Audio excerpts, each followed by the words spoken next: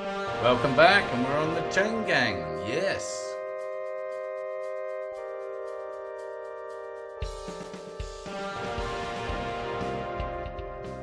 Anyway, now I have two choices. I can either fit the new chain, which is quite exciting because that's kind of cool, right? It involves all this shenanigans, and I need to brush up my knowledge on that. So I've got my bearded friend who has an extremely useful video. I shall put links in the description for his advice on how to do this, because it is perfect. Or we can revisit the Switch, which we didn't get very far with, or we can explore some other electrics like the brake lights, which we might get further with. I think I'm going to start with a chain just to see if I need to take out any links or not, because I'm not sure how I'm going to do that, because I broke the breaker last time, which is why I use the angle grinder to actually take the chain off the bike initially. Of course, to do that we need to take the cover off. Well, we don't have to, but it makes life a lot easier, and that means we have to disconnect the gear shift again, and that means we have to move that out of the way again, and I'm not sure how this is now going to interfere with all that. So what a bloody palaver, huh? Who designed this bike? Oh yeah, me. Yeah, that ought to do the trick. Never mind all that cobblers with the special tools. Zip tie, that'll do it. No, obviously not. Just looking at it, actually, very sexy, like that, red, yeah, yeah. That won't show, obviously, which is a bit of a shame. It's kind of cool. A little bit dangerous to have that whirring round by your leg there. Yeah, nice. So I'm going to leave my weirdy beardy mate for a little while I contemplate how I remove a couple of links. But I am really pleased the way this is all coming together, slowly but surely, and thank you for your patience, and thank you for continuing to watch. Just looking here now at the slightly eclectic mix of bright reds, blues and yellows is perfect for the theme of the bike, and it's all offset by the black, and I kind of like the whole hazard tape stuff, and there's more of that to come. I've got some more stickers coming which will accentuate the hazardness of this bike. Speaking of words, I don't know, I've been in America for nearly a decade now. I'm making up words just like they do. Anyway, yes, I'm sure it will be hazardous on the test ride, if nothing else. So I decided to bottle out of the inevitable frustration in revisiting front lights, which I might have to ask for some help from either of my electrical wizards, namely Kurt and Mikey. In the meantime, I'm coming to the rear, and yes, we have this again. We have a conglomeration of earth wires, presumably. Of which presumably we only need one. For the lights themselves, we got the brake lights down here. So I'm just going to focus, as hopefully will the camera, on the lights. Yes, well done, camera. Anyway, for now I've simplified the matter by there's two going in and there were three coming out. So I'm just going to be dealing with one coming out. So presumably that's the earth. Then we've got to worry or work out what all the others are. And if I had a wiring diagram, it would help. These two are taped together. I don't know if that has any meaning whatsoever. I'm going to start with these as the rear light. And then, of course, I'm working on the assumption that the lights are on permanently as soon as you put the ignition on for running lights in the US. Which may not be the case, which may be half the problem up front, and then it will all revolve around that switch again, which will be back to the same frustration. Inevitably, we are noodling and googling and sorting out electricals. While we're on the subject of electricals, please remind me in the comments that next time around, do not buy a modern bike with an ECU and all that BS. Emissions and bleh. We need a good old-fashioned proper cafe racer next time round, right? Anyway, as usual, thanks for tuning in again, and thanks for watching. Really appreciate the support. If you haven't already, please subscribe, and yes, encourage others to watch my lunacy. So yes, I'm going to be trying to wire up the backlights just as a test phase, and these are my two weapons of choice. This is a multiple. This will do indicators and everything actually, and this is what I used on the Ducati without the indicators, and just for the rear light and then brake light. And if you remember rightly, I kind of chopped it about here, and the wonder of LEDs is you can do that. So for the Yamaha, I'm considering a dual perspex block like I did in the Ducati, but two of them. So one will be the rear light, and then the other one will be the brake light. And therefore I'm reverting to the same unit. I buy the same units each time. This is what I used on the MV Augusta for the self-same thing. Remember, I had the split light, so I had one as a riding light, just a tail light, and then one as a brake light separately. In fact, I didn't have one of these. I actually had a off-the-shelf unit as the brake light. So we're going to be using this, nice and simple, 2 wires, very easy. Black is earth, ground, and red is the other one. No, power, firepower, I don't know. Yeah, anyway. I know I could be doing all this with that, but it's much more exciting to be doing it with that, because it lights up, and yeah, I've got my favourite connectors out, so let's go. Having peeled back the layers on the double one, it turns out to be a single one, so that's good. That's reduced the odds. So we now have 3 wires to play with. Not your usual 50-50, and given my luck with electrics, it'll be the last one. But there we go. Let's give it a go. Well, obviously I opted for this one first, the double, because I don't know, I just felt lucky. Yes, well, okay, I am lucky. No, it wasn't that one. It was the blue and the red, and I should remember that just in case it's relevant to up front, but I don't think it is. So good, we have running lights. Yeah, all I did was turn the power on and hook those 2 up, and there are the running lights. So everything else in there is irrelevant or irreverent. I don't know. Anyway, it's nice to know that some of the electrics on this bike work. We know the start motor works, and now we know the rear lights work. And that's good. Much more exciting than seeing 12-point volts come up on a voltmeter. Yeah. Of course, what's more exciting still is what it'll actually look like. Yeah. Well, something like that. I don't know where I'm going to mount it yet, but I don't know where it's going to stick out. But yes, we're back on the same. It's a great idea, guys, and that's why I keep using it. I've kept the protective paper on at the moment because that's got markings on it for where I'm going to mount it. But yeah, we're back on my. I should patent this. This is such a damn good idea. That's so cool.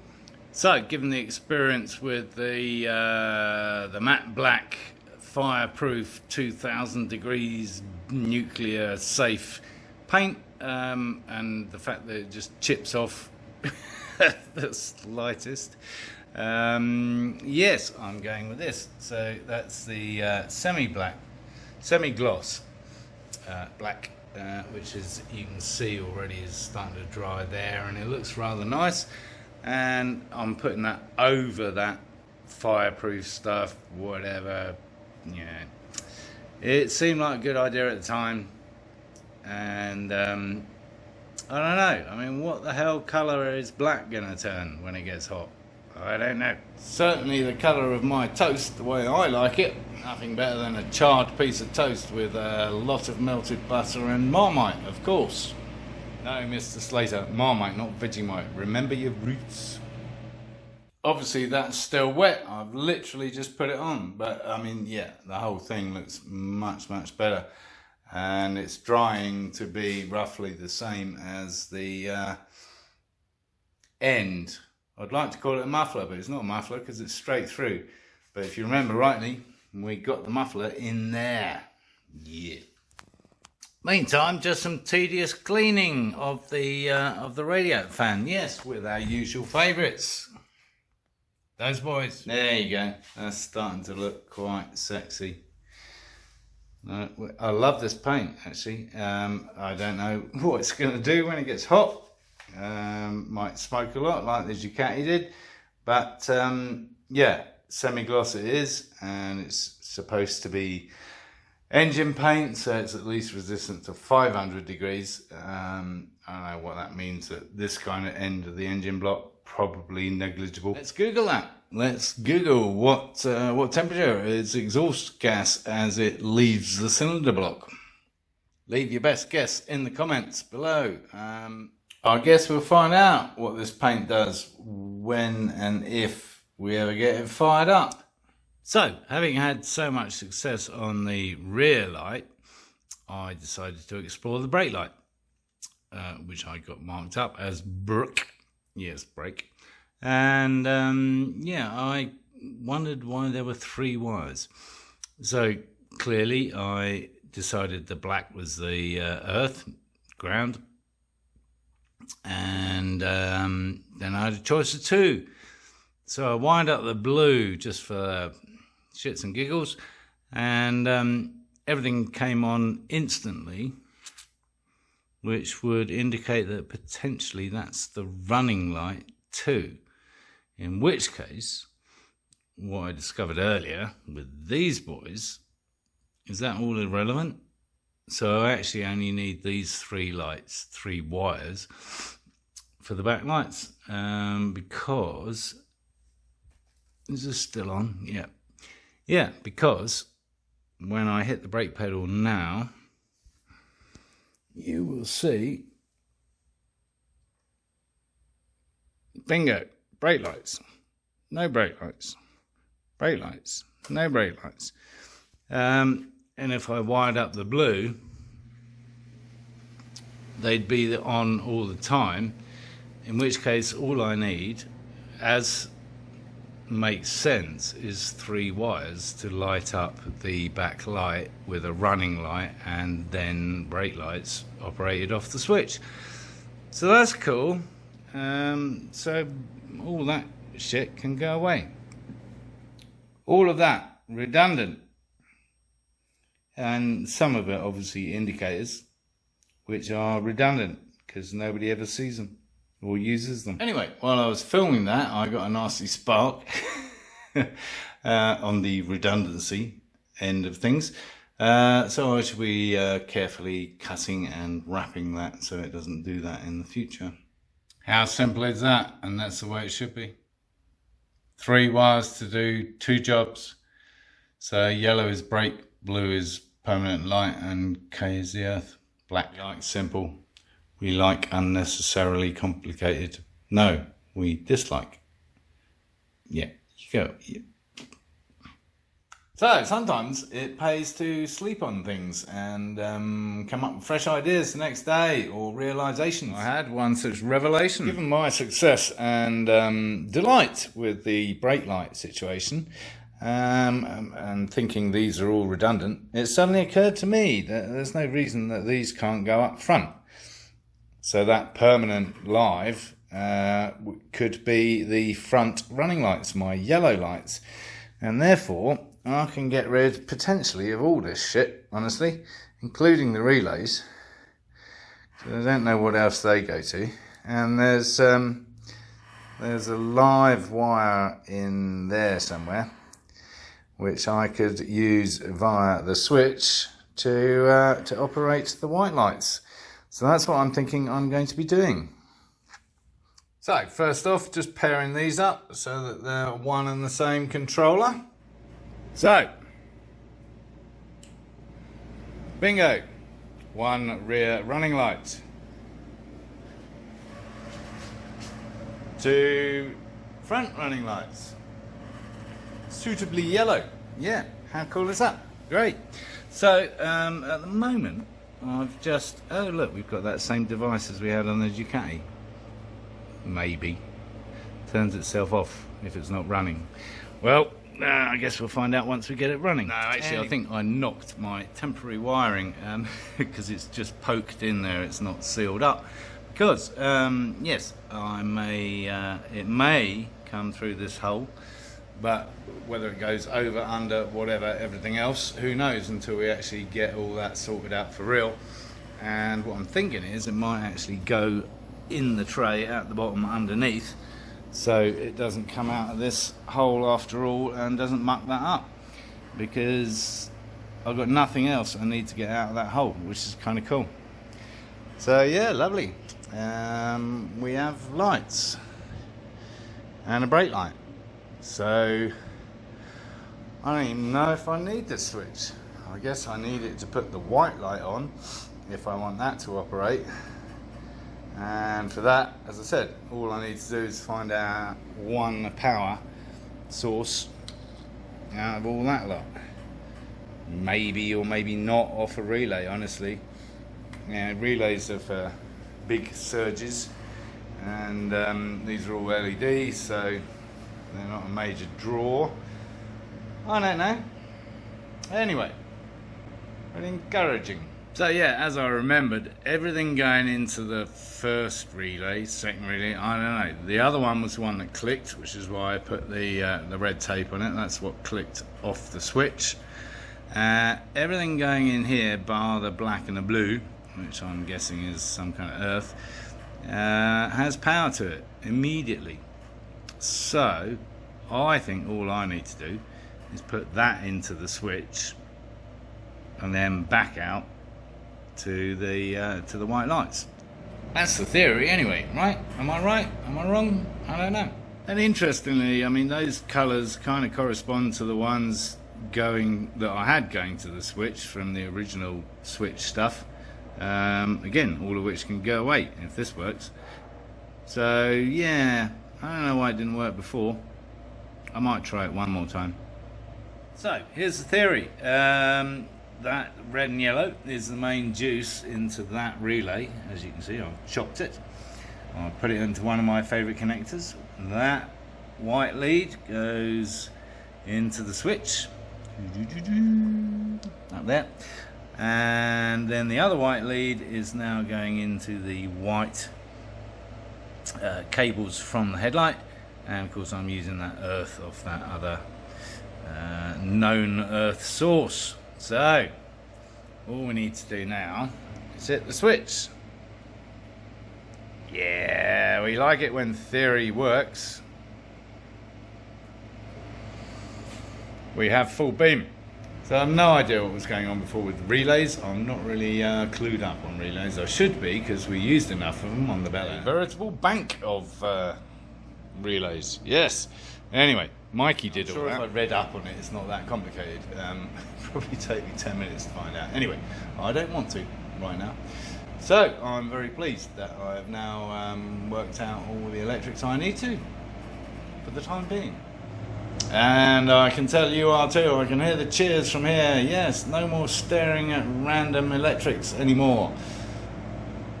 Wait, what? He said no more staring at random electrics. Well, I'm just debating whether I'm brave enough to chop these off up there. I think I am. I think these are two little gonads that we don't need anymore. Adding lightness in true Colin Chapman style. And if you don't know who Colin Chapman is, you shouldn't be watching this channel. Alright, you can. I know what I said. Anyway, look. So this is the stuff that used to go to the handlebar switch, and this is for the lights, so that can go away, but unfortunately it can't all go away because this goes to what does that go to? That goes to the clutch, so I'm guessing there's some kind of sensor. And my new grips, handlebar things, levers, that's the word I'm looking for. They have relevant fittings, so unfortunately that's still got to go get across there somehow. Talking of which, I should probably check out the other handlebar switch, which I still haven't taken apart because I haven't. But I should probably check that those actually operate the rear brake light that I had set up. Probably be a good idea, wouldn't it? while we're on a roll, all right, we're loosely wired in, so brake pedal down here, lovely, brakes on the handlebar. Can I get this all in one shot? Maybe. Yay! We have lights. That's cool. How quickly things can go from total despair and confusion to a right result. Anyway, yes, back on the subject of despair and whatever. I haven't given up with the exhaust studs yet, seeing as Derek's gone AWOL again. I've found another stud removing device, which is turning up tomorrow apparently. So I shall be turning my attention back to the studs. I don't know who's more stubborn, them or me. So what if the brake lights were something just as simple as that?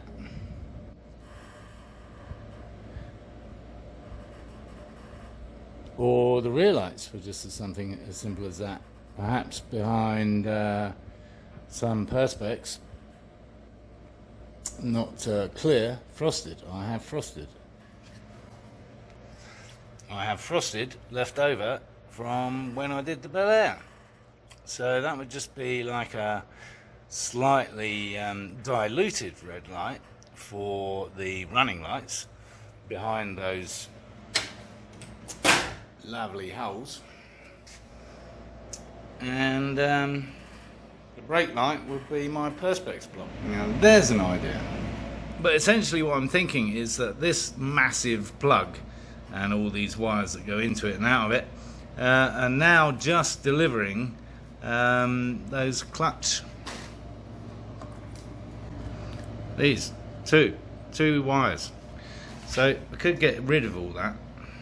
I think I will. We're in chopping mode. So yeah, I'm just sitting here with the garage monkey, and we're looking at the back end, and I really kind of like that actually. So I think I'm going to work on cutting out the overhang, obviously. I don't need it up the front, I hope. And I'm going to use that as a tailpiece. Cool. Well, that episode went on longer than normal, and quite rightly so, because we made a lot of progress with the electrics, which was very exciting, very encouraging. Watching, I hope you found it as interesting and exciting as I did. And we'll be back again next episode with my new tool to extract studs.